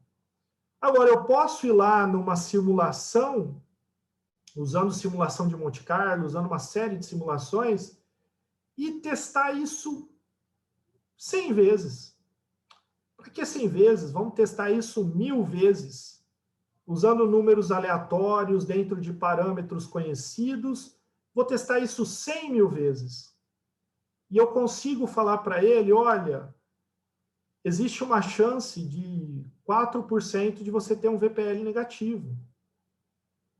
Existe uma probabilidade de tantos por cento do seu VPL ser maior que um determinado valor. Veja, eu consigo não só falar o quanto ele deve esperar de VPL, como qual o risco daquilo acontecer, de ser maior, de ser menor, né? Então, tem muita aplicação para isso. A professora Márcia, grande amiga, falando aí orçamento. Puxa, dá para fazer um monte de coisa, fazer planejamento estratégico, analisar expectativa. Aí a Nath aí falando de regressão estatística para os auditores. Nossa, tem muita coisa para o auditor. Porque o que é o trabalho do auditor? O trabalho do auditor é pegar o cara que faz a coisa errada. O cara que faz coisa errada, ele é o contrário do padrão. Ele é o que foge do padrão. Então, se você encontra o padrão e encontra quem foge do padrão, esse é o fraudador, esse é o cara que está fazendo coisa errada, né? Então, tem muita aplicação para isso. A parte de otimização, né? Fazer um mix de produtos da empresa para alcançar uma maior lucratividade, usando. Então, você aprendeu lá a calcular a margem de contribuição. O que te impede de usar um modelo de otimização para definir a tua produção para você ter um maior lucro? Ou a menor ociosidade, o menor custo? Processamento de linguagem, né? Ler o texto, saber que, poxa, se eu tenho tal comportamento num documento fiscal, numa nota fiscal, é aqui que eu debito, é aqui que eu acredito, é aqui que eu vou classificar, né? Não só o texto escrito, o texto oral, o texto falado, tem muita aplicação, né? Opa, esse aqui ficou repetido. E aí, o que mais que a gente traz de aplicação, né? Então, a gente tem muita aplicação nas áreas de contabilidade, em mercado financeiro, esses exemplos que eu dei de trabalhar com seleção de ações, portfólio, previsões futuras de dólar, de juros, de inflação. Tem uma infinidade, porque o mercado financeiro é basicamente trabalhar com previsões, e os modelos de inteligência artificial são fantásticos para isso. Contabilidade financeira, né? Analisar empresas, então ver a empresa que está boa, a empresa que está mal, a empresa que vai falir, a empresa que vai dar lucro. Então, tem muito aspecto para previsão, tem muito aspecto para classificação. Gerencial é tudo isso que eu já falei, orçamento, exemplo que eu dei, otimização de custos, simulação para tomada de decisão, auditoria, como foi falado aí, né, usar regressões para ver o quanto eu deveria ter, se está fugindo do parâmetro, então provavelmente eu tenho algum problema, eu tenho algum erro. A parte de finanças corporativas, né, então vou tomar decisões, eu vou emprestar, eu vou tomar emprestado, qual vai ser o comportamento. Veja, tudo isso faz parte do dia a dia. Ah, mas então eu vou deixar o modelo rodar sozinho? Não. Eu preciso de alguém que entenda como o mundo funciona, o mundo dos negócios. Eu preciso que alguém entenda como a contabilidade funciona, como a finanças funciona, porque se essa pessoa não estiver dentro daquela equipe de ciência de dados, ou mesmo ela for fazer, né, quem for para essa parte, aliando maiores conhecimentos de computação e de estatística, pode fazer também, eu não vou ter meios para poder desenvolver esse tipo de modelo.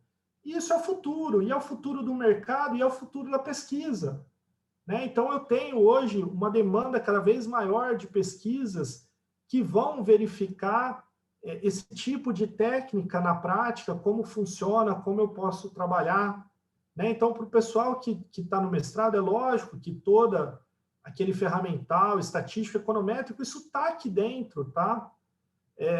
Se você pegar hoje o que o pessoal às vezes vende aí, não, a gente tem uma área de ciência de dados, a gente tem uma equipe desenvolvendo inteligência artificial que faz modelos e não sei o que lá, eu diria para vocês que 90% dos modelos que eles estão usando são regressões, que você consegue rodar no Excel, mas que foram bem feitas.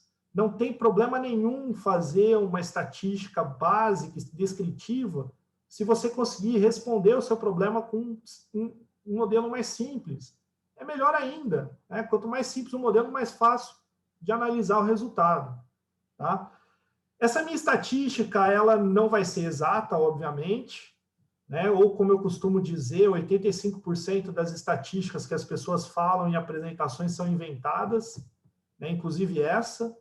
Mas eu diria para vocês, sem dúvida nenhuma, que a maior parte do que vem sendo empregado ainda está lá nos estágios iniciais daquilo tudo que a gente viu. Então, isso gera oportunidade, isso gera muita oportunidade. Não é pouca, não, é muita oportunidade. Né? Essa história de Big Data aí tem a possibilidade de capturar a informação da internet, informação de site, informação de Google, informação... As bases de dados são cada vez maiores e são disponíveis, né? O pessoal cria robozinhos para ficar capturando isso na internet. Ah, então eu preciso saber uma linguagem de programação? Não. Tá? Se você tiver aptidão para isso e gostar dessa área e quer aprender, vai fundo. Vai fundo, você vai ter muito mercado para você. Se você não tem, não quer dizer que não tem espaço para você. Você pode fazer parte das equipes. O que você não pode fazer é mandar e perguntar lá no posto Ipiranga. Se você não for o posto Ipiranga da sua área de conhecimento, você vai ficar para trás. Entendeu? Porque naquela equipe multidisciplinar, do mesmo jeito que a gente da área de negócios tem dificuldade com computação, com estatística, as outras áreas vão ter dificuldade com negócios. Né? Então, precisa ter isso. Poxa, a professora Márcia está falando que vocês estão tendo aí disciplina de R na graduação, fantástico, né? A gente também trouxe isso para dentro da nossa graduação, assim, e quem não gosta, fala assim, mas não quero ser programador. Não é para você ser programador, tá? Pode ter certeza que ninguém espera que você saia daí um programador, você não está fazendo computação. Mas você precisa saber a lógica por trás para poder conversar com esses programadores. Vai ter um dia que esse negócio vai diminuir? Vai, tá? Já tem modelo de inteligência artificial programando outros modelos, né? Ou seja, eles estão se reproduzindo, né? Mas ainda está longe disso, está numa escala do que a gente precisa, então ainda vai ser uma realidade. Mas qual que é o grande diferencial de vocês? É saber analisar o problema, entender a natureza das relações humanas, das relações econômicas, financeiras, né? A contabilidade, estudo, a avaliação patrimonial, as mutações. Então você precisa entender como essas relações funcionam, entender como as empresas trabalham, como elas tomam decisões, né? E isso vai ser extremamente importante, tá? Mas cuidado que quando você fizer tudo isso e der certo e você se destacar, eles vão falar que foi sorte, né? Então, faz parte também disso. Para ir fechando aqui, pessoal, uma citação que eu também gosto muito do Box, que é um famoso estatístico. Todos os modelos estão errados. E você pode ter certeza disso, porque não tem modelo perfeito. O modelo é uma simplificação da realidade, então ele vai ter um nível de erro. Mas alguns deles são úteis, né? Então, se a gente souber usar bem esse ferramental, isso vai ser muito útil, tá? O Jorge está falando aí, né, para usar Stata, também fantástico, tá? Regressão R? Não. Stata é uma linguagem muito boa, um software muito confiável, também é fantástico, tem uma comunidade excelente. Eu diria assim, tá? O pessoal às vezes pergunta, o que é o melhor usar? R, Python, Stata? Usa o que você tiver um melhor domínio, tá? Nunca vai ser perfeito, o que você conseguir desenvolver bem já vai ajudar muito. Cada um tem um pouquinho vamos dizer assim, um pouquinho de vantagem, um pouquinho de desvantagem, mas é aquela história, amanhã ou depois vai surgir outra linguagem e isso vai estar mudando, tá? E não tem como fugir dessa mudança. Ok, pessoal? Bom, é isso, agradeço demais a audiência de vocês, espero que tenham gostado, fico disponível para mais dúvidas, quem queira perguntar aí, a gente tem bastante tempo aí até meia-noite, e deixo meus contatos, tem meu e-mail, tem meu LinkedIn, meu Instagram, fico à disposição aí para quem quiser acompanhar. Não tem nada de muito útil lá, mas é sempre bom manter um contato e de vez em quando eu posto alguma coisa divertida. Valeu, pessoal. Muito obrigada, professor Botelho. Nossa, excelente sua fala.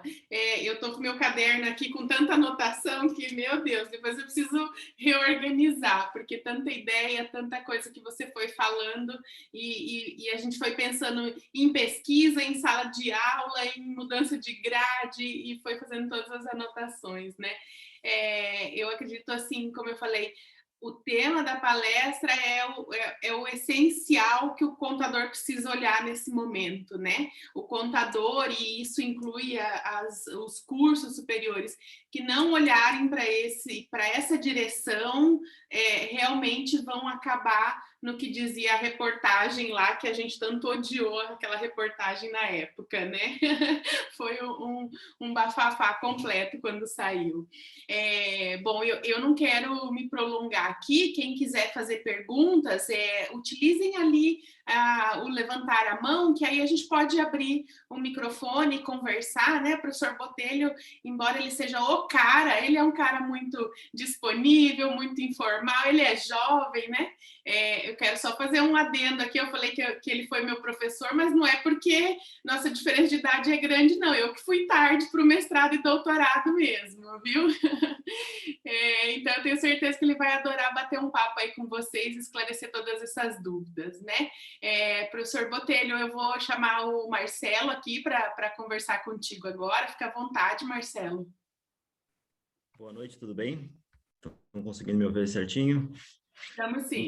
Professor Marcelo, antes de mais nada, parabéns pela palestra, eu acho que foi sempre muito, eu sempre gosto muito desse tópico, né? Tenho estudado ele aqui no doutorado e no meu dia a dia também. E eu queria só, na verdade, não fazer uma pergunta, é mais complementar mesmo, porque como eu sou da área da auditoria e eu vejo muitas possibilidades para isso, né? Na verdade, a gente está num projeto ali no governo do estado de Santa Catarina, e eu queria dar o exemplo dali só para, acho que tem bastante gente que talvez nunca teve contato com isso, e a gente está desenvolvendo um conjunto de trilhas de auditoria por meio dos dados, né? Folha de pagamento é uma área muito rica de informações, né?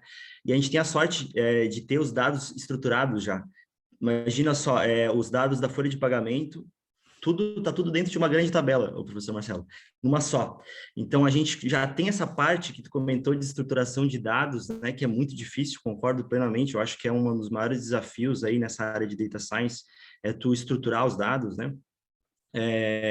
Principalmente quando a gente fala de dados não estruturados, como dados do Facebook, imagens, sons, né, vídeos, mas as possibilidades elas são infinitas e eu acho que o primeiro passo, né, para isso, eu até vou dar parabéns para a professora Elizabeth, para a professora Fernanda, eu fui lá ver o currículo de vocês porque eu fiquei curioso para saber o que vocês tinham colocado dessa área e eu acho que a gente tem que pensar nisso, de incluir nos nossos currículos essa formação e eu acho que o primeiro passo dessa parte vai ser a automação de muitos processos que hoje são manuais, né? Eu sempre falo para meus alunos, olha, tu faz algo repetitivo, vai ser automatizado. Não sei se vai ser hoje, amanhã, mas vai ser automatizado. Então, o primeiro passo, né, de um modelo moderno de auditoria, digamos assim, é a automatização.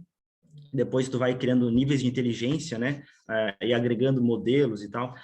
E a ideia que a gente está construindo e está dando muito certo ali é um modelo completo, né? Do início ao fim, automatizado, com trilhas e com modelos preditivos que basicamente vão liberar muito trabalho para os auditores usar da sua criatividade, né? Usarem daquilo que o ser humano não vai ser substituído, pelo menos tão cedo, né? Quando for substituído, aí vai ser um mundo que eu estou curioso. Acho que eu não vou estar aqui, né? Mas, quem sabe? Não, bacana, Marcelo. Olha, parabéns aí. Eu acho que a gente tem que estar preparado para esse mundo. E é bem o que você falou, o que for repetitivo vai ser automatizado. Especificamente nessa questão da auditoria fiscal, né, dos fiscos aí, poxa, você falar para mim quem está mais avançado nisso no Brasil hoje são os fiscos, né? Não à toa, eu tive já a oportunidade de fazer trabalho junto à Secretaria de Fazenda do Estado de São Paulo e da Paraíba, e não é à toa que esse processo vem crescendo cada vez mais. Poxa, você recebe tudo já redondo do modelo que você quer, você traz ali e é aquela história, você tem milhares, para não dizer milhões de empresas ou de pessoas para comparar, que fica muito fácil de ver quem é o ponto fora da curva, né? Quem foge do padrão, e quem foge do padrão é provavelmente o que está fazendo coisa errada, né? Também não é à toa que, não sei se a USP fez uma parceria com a IBM o ano passado para montar um supercomputador, eu não sei se já está operando, mas até então o maior supercomputador estava na sede da Receita Federal, né? Isso não é mera coincidência, né? É justamente para poder fazer o tratamento desses dados e é óbvio que você tem que usar a melhor ferramenta. A tendência da auditoria, hoje em dia, dos fiscos aí, é ir direto lá para pegar já o que você constatar em loco que os modelos já te identificaram. E essa tendência vai também para a auditoria independente aí, né, Big Four, essas coisas. Por quê? Porque aquele processo de amostragem, isso aí vai acabar, já está acabando, na verdade. Eu vou puxar todos os conjuntos de dados. Eu já ministro já há alguns anos treinamentos para empresas de auditoria falando dessas ferramentas, o que lá fora eles chamam de Audit Analytics, né, o Analytics aplicado à auditoria para identificar comportamentos. E aí, na identificação de comportamentos que não seguem o esperado, você tem aí um ponto de auditoria que aí sim vai fazer a verificação e vai constatar ou não o que acontece. Fala lá, Marcelo. Deixa eu até fazer a pergunta aqui, porque lá fora eu conheço um pouquinho como é que está essa discussão, mas tu levantou uma questão que eu acho que é importante ser falada, né? Perguntada, na verdade, não sei se tu vai saber dizer. Como é que estão os conselhos, os órgãos representativos, os órgãos normativos sobre a aceitação dessas tecnologias? Eu vou falar especificamente da área da auditoria, né? Porque eu tive a oportunidade, professor Marcelo, de ficar 6 meses lá na Rutgers, com o professor Miklos, pessoal que tem um núcleo muito forte de Data Analytics, né? O Miklos é um amor de pessoa. Conheço ele, a Rutgers é polo disso. O Miklos, eu faço parte da American Accounting Association. Para quem não conhece, o Miklos, ele é quase um brasileiro, né? Ele cresceu aqui no Brasil e ele é professor lá da Rutgers, que é quem tem o maior polo de desenvolvimento em tecnologia e contabilidade. Ele vai receber um prêmio agora no Annual Meet da American Accounting Association, do trabalho dele, que eles fizeram lá com blockchain, tá fantástico. Mas vamos lá, desculpa te interromper. Não, e a pergunta vai nesse sentido, como é que estão, principalmente a questão da auditoria independente, né, que eu sei que, como ela é muito normativa, tem muitas regras, né, lá fora eu escuto bastante que tem muito medo de você aplicar essas ferramentas, porque você está fugindo um pouco, né, do que está nas regras, nas normas, né, e eu sei que lá fora existe algum receio e tal, existem discussões para avançar, né, para, digamos assim, dar mais segurança para os auditores, né, para que eles não criem um modelo lá de machine learning e depois fique numa situação de, não posso usar porque eu não consigo, eu tenho medo de ser lá na frente e dar algum problema. Não sei como é que você saberia dizer como é que está essa discussão aqui. Assim, o que eu posso te falar tem um pouco disso, mas o entendimento que os benefícios ainda são maiores. Então, já estamos, né, passando por um momento de transição. Todas as Big Four, elas estão desenvolvendo metodologias próprias aí para o uso de analytics em auditoria. O CPA, né, o AICPA, que é a associação dos CPAs, que é o Certified Public Accounting, né, seria o equivalente ao registro do CRC aqui. O CPA ele tem uma prova bastante complexa, né? Se eu não me engano, a partir desse ano já entra no conteúdo, eu não sei se é esse ano ou ano que vem, mas já está aprovado entrar o conteúdo no CPA de Analytics, justamente por conta dessa necessidade maior de aplicação na área. Então, eles já vão começar a exigir isso na prova de lá. Então, sim, tem uma tendência.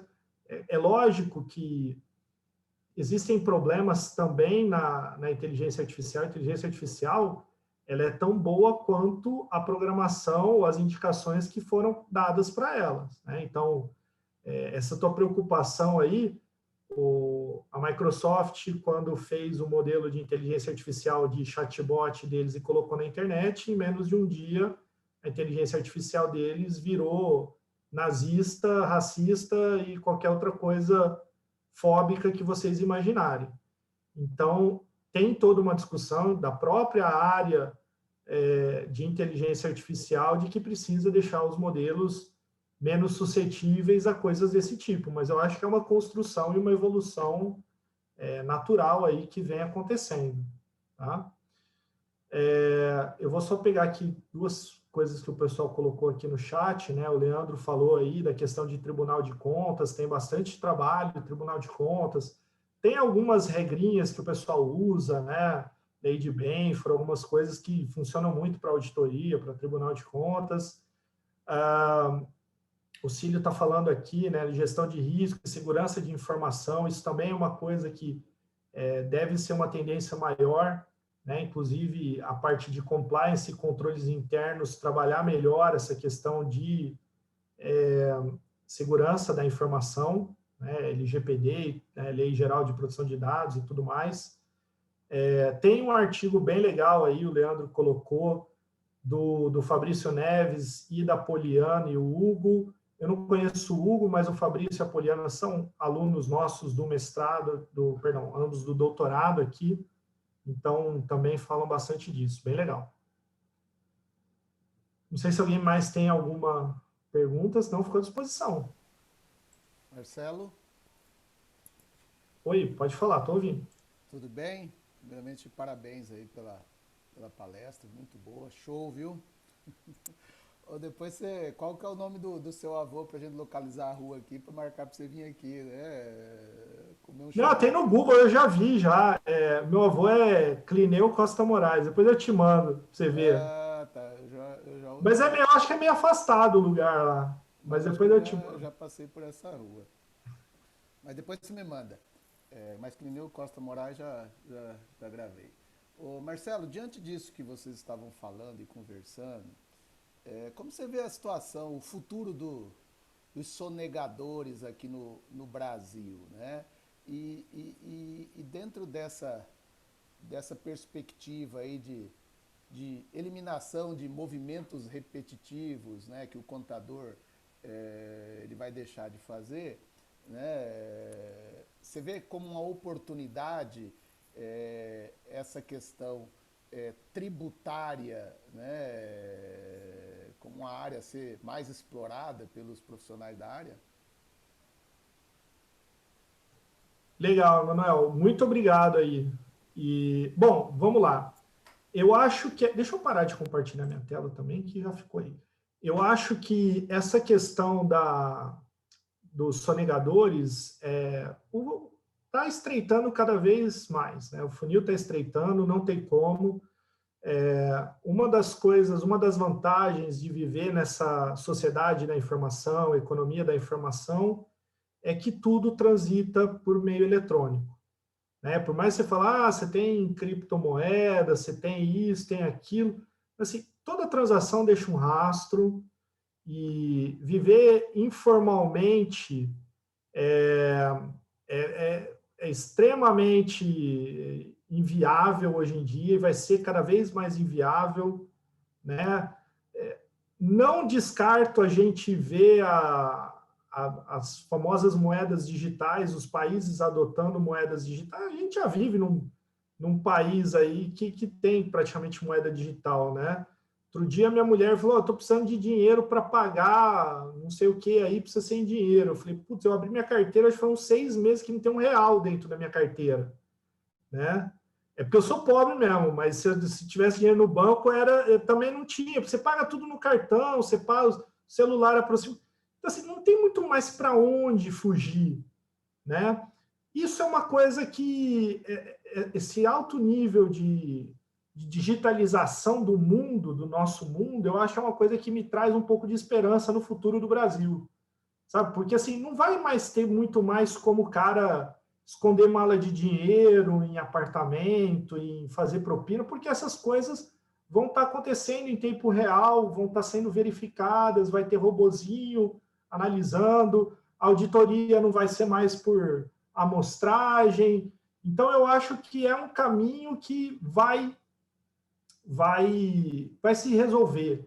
E vai se resolver, talvez, menos pela política e mais pela tecnologia. E tem outro caso aí, no caso tributário, aí eu vou roubar uma frase do nosso querido Amaury, que é filho aí de Campo Grande também, né? É Três Lagoas, mas é sul-mato-grossense, é nosso amigo, que ele fala que essa parte tributária vai ser resolvido ou pelo governo fazendo uma reforma, o que é menos provável, ou pela tecnologia. E isso é fato. Entendeu? Esse negócio de calcular imposto, preencher DARF, obrigação acessória, a tecnologia vai resolver. Mas vai acabar com a parte tributária? Não. Vai levar o nível para aquilo que precisa de um raciocínio superior.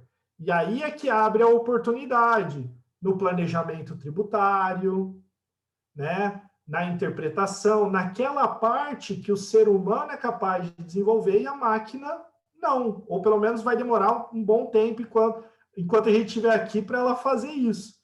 Então, de novo, vai ser uma questão de absorver essa parte operacional, né? Que a gente brincava antigamente, que era preenchedor de DARF, né? Isso aí já tá literalmente, todo sistema hoje em dia já faz isso. Por quê? Porque é automático. E eu vou deixar realmente o trabalho do tributário para essa parte mais nobre, para essa parte do estudo tributário, do planejamento, de realmente usar a parte tributária junto com a estratégia do negócio, né? E aí eu acho que vai ter muita oportunidade. Beleza, meu caro. Mais alguém? A gente vê que roda, mas envolve tecnologia e tributo, né? Tem aquela frase, eu não lembro quem que é o autor, hoje eu estou bom de citação, que as coisas que são inevitáveis da vida, né? É a morte, os tributos, acho que tem mais alguma coisa, mas a morte e os tributos sempre vai ter. Exatamente. Pessoal, só dar um recado da organização, já foi enviado no chat o link, tá? Para vocês preencherem a presença.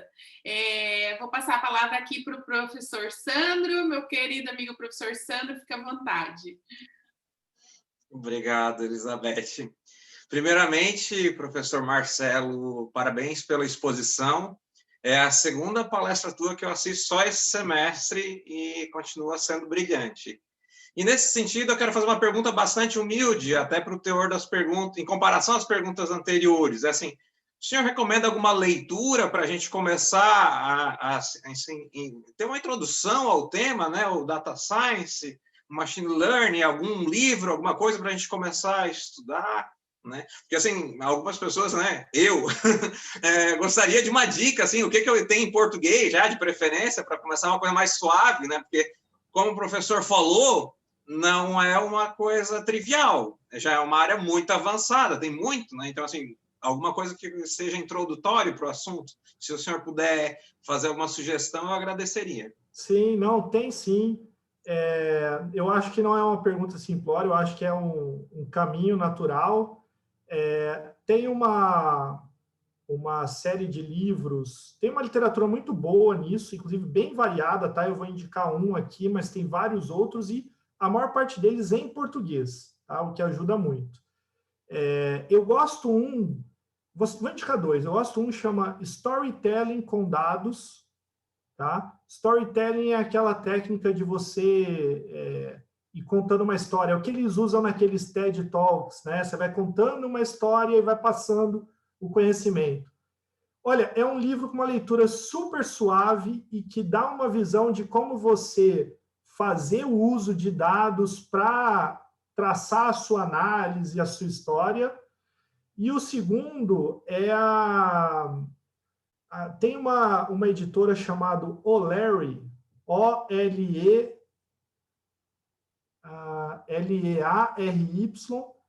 que eles têm lá uma série de livros, tem o Machine Learning, né, o aprendizado de máquina, e tem um chamado Ciência de Dados, que é bem legal. Os livros deles são sempre uns passarinhos, uns lagartas, sempre uns bichos desenhados na capa. É uma série muito legal, e o de Ciência de Dados, ele traz conceitos que vai assim, começa no básico, quem nunca viu, e leva a um ponto bem avançado. Tá? Vale a pena ler. O pessoal colocou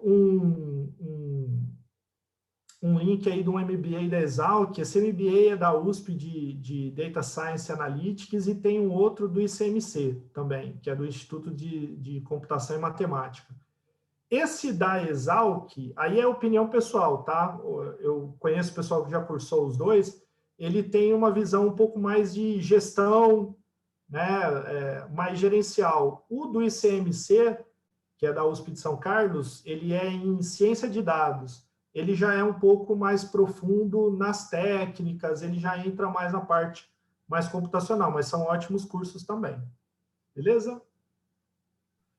Eu vou escrever aqui, espera só um segundinho. Enquanto o pessoal vai mandando pergunta, eu pego o nome aqui e já falo. Eu quero agradecer ao Sandro por fazer a pergunta que todos nós gostaríamos de fazer e muitos estávamos com vergonha, não é mesmo?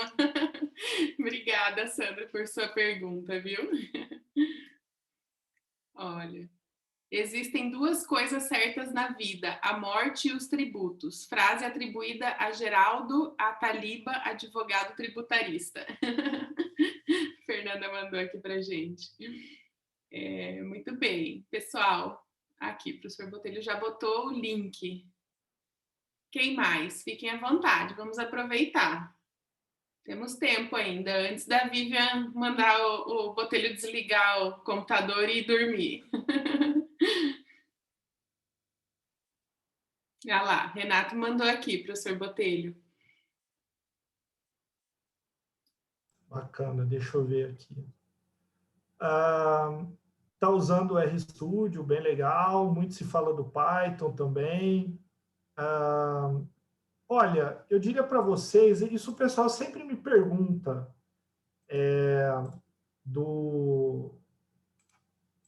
achei aqui. Achei um outro também que é bem legal. Eu vou colocar o link, deixa eu só colocar o link. Esse aqui que eu coloquei o link, ele chama Data Science para Negócios. Esse livro também é fantástico. Tem uma leitura muito legal. E o do Data Science do Zero. Ele traz até algumas coisinhas de Python lá, ele também é bem legal. Bom, vamos lá. Python ou R, né? Olha, assim, Python é uma linguagem de programação que tem, por ser uma linguagem de programação pura, ele tem muita aplicação em muitas áreas. E aí o pessoal desenvolveu muitos pacotes na área de ciência de dados, de machine learning. Então, você vai procurar um modelo, você já tem o pacote feito lá, você vai só dar os parâmetros e pronto. R já fez o caminho contrário. Ele é uma linguagem estatística, ele nasceu para desenvolvimento estatístico e ele foi evoluindo. Obviamente, você acaba conseguindo fazer muita coisa, porque ele é apesar de ser um software estatístico, ele é utilizado por meio de programação. As duas são excelentes, tá? Não tem problema nenhum em usar uma ou mais do que a outra. Eu diria assim, você vai ter mais versatilidade na programação com Python e um pouquinho mais de opção em pacotes no R. Mas em pacotes, assim, quando você for para coisa muito específica, aquele beabá que resolve a maioria absoluta dos casos vai ter nos dois. Inclusive, o próprio Python ele te dá a possibilidade de, dentro dele, você chamar funções do R. Não precisa saber os dois. Utilize aquele que você se sinta mais confortável, que vai te atender super bem e que você pode ter tranquilidade, que vai ser muito útil. Tá? Eu diria que hoje o pessoal tem usado um pouco mais Python, muito por essa questão de ser uma linguagem de programação, mas é aquela história, fala assim, mas então eu vou aprender Python porque o R vai morrer. Não, não vai, e também amanhã ou depois surge uma outra, e assim vai a vida, né? Não tem muito o segredo, vão surgir coisas novas e a gente vai ter que ir se adaptando. Muito bem. Eu queria agradecer a presença aqui, eu vi agora aqui nos participantes, que o professor Daniel Nogueira está aqui com a gente, e o professor Moacir Rodrigues também. Muito obrigada pela presença de vocês, viu? Quem mais, pessoal? Mais alguma pergunta? Vou abrir para mais uma pergunta, se alguém tiver. Caso contrário... A Márcia comentou alguma coisa, o importante é compreender a análise dos sistemas ou algoritmos, as linguagens vão mudando, exatamente. É entender a essência, né? É entender a teoria para aplicar na prática, né? Então, a gente precisa entender a essência, né? Foi até a fala do professor Marcelo, né? A gente não precisa ir no detalhe caso você não tenha familiaridade, né? Você não precisa programar, mas você tem que entender o que é esse universo, né? Até porque aí a gente deixa a programação para quem realmente tem o dom ou já tem uma formação um pouco mais específica, né? Mas enquanto contadores aqui nesse nosso universo, essa essência precisa estar enraizada, né? Como eu disse, quem não está pensando para esse caminho, quem não está olhando nessa direção, já está atrasado, né? Quero agradecer ao professor Marcelo, que foi olhar nossa grade, né? Então, com muito esforço, a gente consegue ali mudar algumas coisas, tem um longo caminho ainda para percorrer, mas de degrau em degrau a gente chega lá, né? Professor Botelho, muitíssimo obrigada pela sua fala hoje. Assim, eu falo em nome de todos, foi muito enriquecedora, né? Contribuiu bastante, trouxe várias reflexões. Como eu falei, está bastante ligada com o nosso workshop do ano passado, né? As coisas estão se complementando, né? A Natália comentou aqui comigo, mal é mal, a gente mudou alguma coisa na grade e a gente já está atrasado, né? A gente já precisa mudar de novo e já precisa avançar, mas enfim, ninguém mandou viver nesses tempos que as coisas são mais rápidas mesmo, né? Então, muito obrigada aí pela sua imagem de fundo, que nos faz recordar a FEARP aí com muito carinho, né? Essa casa aí, como você mesmo disse, muito próxima aqui da UFMS, e nós somos muito gratos por isso, né? Obrigada por sempre nos apoiarem e contem com a gente também no que o nosso humilde, pequenininho programa puder fazer para contribuir com vocês também, tá? Eu quero, então, dizer que foi uma honra estar aqui com vocês essa noite, agradecer todos os professores aqui presentes, os nossos alunos da graduação e do mestrado, e os nossos convidados também, né? Que por algum canal aí a gente conseguiu alcançar vocês com a divulgação do evento, contando também com os amigos amigos, né, Sandro? Todo mundo foi divulgando, e aí quem tinha interesse nos temas acabaram aparecendo por aqui. Então, muitíssimo obrigada, tá? Amanhã a gente volta com a nossa programação, sempre lembrando que estamos no horário de Mato Grosso do Sul, porque hoje tinha algumas pessoas tentando entrar na sala às 17. Isso a gente não previu, né, Fernanda? Porque poderíamos ter aberto a sala e falar, não, gente, aqui ainda é 17, né? Mas, enfim, ficam as histórias aí para contar. Muito obrigada, professor Botelho. Te passo a palavra aí para suas considerações. Obrigado. Os problemas do novo normal, né? Agora é todo mundo de todo lugar. Gente, muito obrigado mais uma vez. Agradeço o convite, Beth, Fernanda, Marcele. Eu acho que parabéns pelo evento e fico à disposição. Agradeço em nome da Ampliconte a parceria aí com a Exam, a UFMS. O programa de vocês é excepcional e o que também precisarem da gente, sempre vou estar à disposição. E um abraço para todo mundo aí também, tantos amigos que tenho por essas bandas. Muito obrigada. Valeu, gente.